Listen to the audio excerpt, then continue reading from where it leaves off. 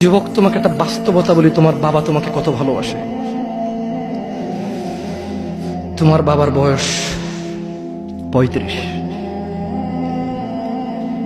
২০ বছর বয়সে বিদেশ গিয়েছিল, তোমাদের ঘর ছিল না। ৫ বছর জীবনের ব্যয় করে দিয়েছে।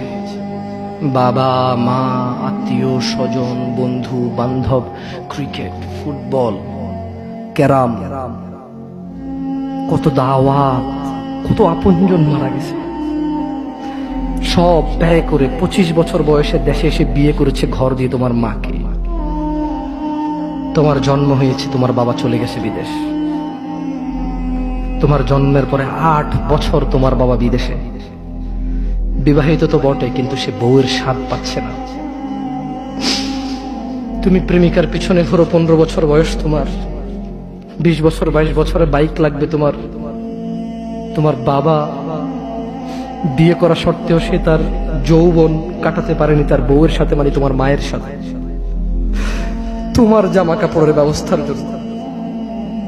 তুমি বোঝো যুবক, তোমার বাবার বয়স এখন ৪০। সে তোমার মার কাছে আসলে আর অনুভূতি নেই,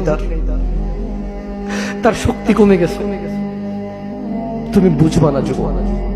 ১৫ বছর বয়সে তুমি যত উত্তেজিত, তোমার বাবা ৩০ বছর বয়সে এরকম ছিল, সে আসতে পারেনি।